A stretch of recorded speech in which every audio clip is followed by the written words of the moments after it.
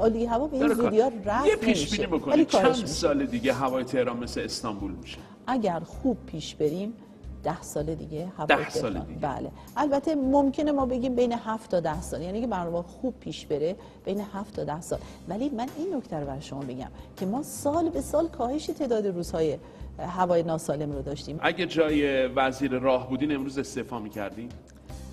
ببینید این که لزوماً باید هر مسئولی اگر مشکلی پیش آمد، اگر حادثه غیر مترقبه پیش آمد استعفا بده، لزوماً همیشه این نیست. اگه مشخص بشه که واقعاً یک قصور، یک کوتاهی و یک اشتباه جدی بوده از طرف شخص اون وزیر یا از طرف واقعاً مسئول مستقیمی که زیر نظرش بوده، ممکن این موضوع مطرح بشه. امروز هم من شنیدم مدیر عامل شرکت راهن بابت این موضوع استعفا داده اتفاقاً. بنابراین این بحث یه مقداری واقعا باید دید که چقدر ابعاد مسئله، یعنی هر کجای دنیا اگر کسی وزیری استعفا میکنه حتما خود وزیر مقصر بوده؟ حتما یه تقصیری، یه قصوری، یه بی‌توجهی، اینطوری نیست. خیلی وقتا این امتداد حس مسئولیت پذیریه. یه کسی در یه گوشه اشتباه میکنه اتفاقا به ششتر زدن گردن بسیاری، یعنی خود وزیر بر عهده میگیره. یعنی من میخوام بگم کیس بای کیس یا مورد به مورد اصطلاحاً باید بررسی شه. لزوما نمیشه. خب شما الان اگه جای وزیر راه بودین امروز استعفا می‌کردین یا نه؟ نه استعفا نمی‌کردم. نه، میرفتم رسیدگی می‌کردم، علت موضوع رو و کاستی و دلیل. جای مدیر عامل راه هم بودین چی؟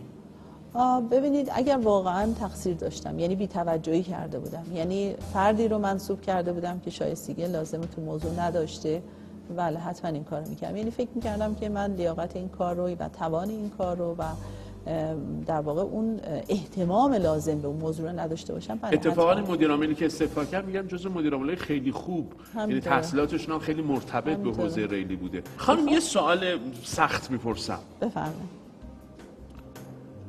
اگر آمریکا بده، چرا فقط برای ما مردم بده؟ مقامات مسئول خیلی هاشون فرزنداشون دارن در امریکا تحصیل میکنن. حالا از این بدتر من تو آمریکا تحصیل کردم. خودتون در آمریکا تحصیل؟ آره از این بدتر. من 3 ساله بودم.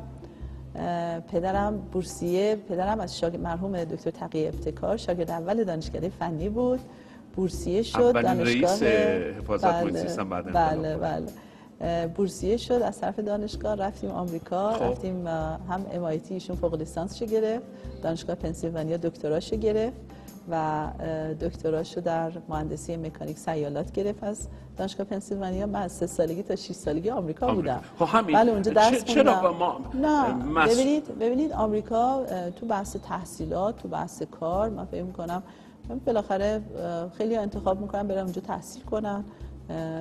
تو کارهای علمی بالاخره ما باید خیلی از این توانمندی‌ها رو برای کشور خودمون داشته باشیم.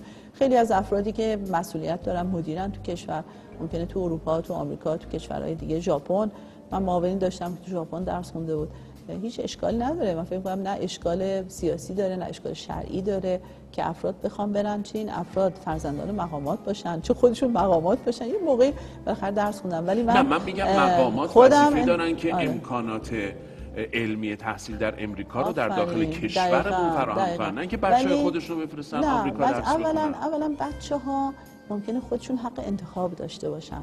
یعنی شما فردی وقتی مثلا میرسه به سن 25 سالگی 30 سالگی خودش حق انتخاب داره و شما نمیتونین به دلیل اینکه مقام هستی یا مسئول هستی جلوی حق انتخاب فرد رو بگیرید. ولی این مسئله هیچ ارتباطی نداره با سیاست‌های خصمانه آمریکا در دنیای امروز.